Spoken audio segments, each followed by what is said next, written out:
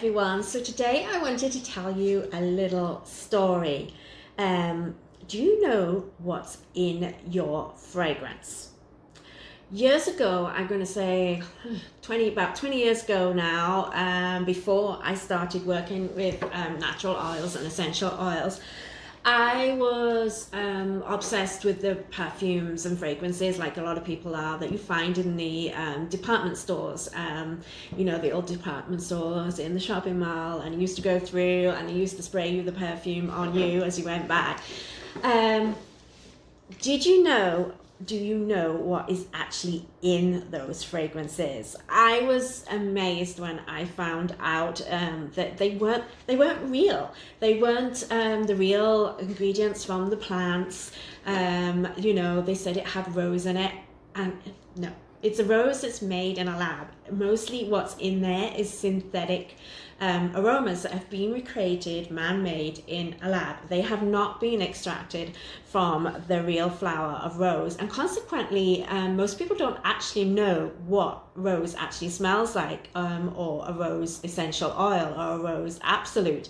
It's totally different to what they think, because our noses have been so overwhelmed with the synthetics. In addition, I believe that we don't smell the same because synthetics, people just spritz them all over them. And you can smell them from the other side of the room. You can smell them from the other side of the street. And as I started working with essential oils, I became so allergic and sensitive to these synthetic fragrances that my body had been inhaling, taking in through my nose and on my body, and the body oils we used to use over time. And suddenly I was developing headaches and nausea and feeling sick if I was in a few feet of anybody that smelled this.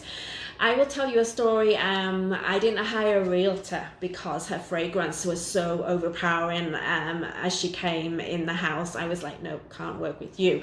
So she lost to that potential for a contract because her fragrance was just too obnoxious for me. I also was in a restaurant, didn't stay for dessert because I was getting a headache from someone at the next table who'd lathered herself with some synthetic fragrances. So fragrance impacts us, not always in a good way, and so you kind of have to be conscious of what you are doing with it. Are you wearing it for you, or are you wearing it for the whole room? For me personally, since I started working with natural fragrances, I have been more aware what goes into it, the hard work that goes into creating a natural fragrance, and why they are the price they are, because they're pure ingredients. In our fragrances, they all use an organic 190 proof alcohol base, usually corn that I use, and it's all organic. That's what's going to be in your base, nothing else, no synthetics added, just that.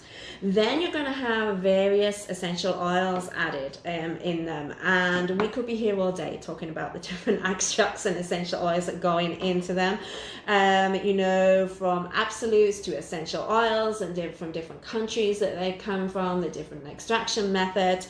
These are all created and put in our fragrances. The reason these are different colors and why you see the ones in the store, the synthetic ones are all the same, is because these are from plants. These are the natural colors that are coming through with the extracts. The ones, the synthetics, are created in a lab, and they're all the same color. It's going to be clear all the way through. So I specifically use clear bottles for our fragrances, so you can see all the different beautiful colors that have come through with the plants, and when they're combined together they create even more colors, so you're kind of getting different color therapy with that as well. So I just wanted you to be aware of that if you are wondering what goes into a natural fragrance.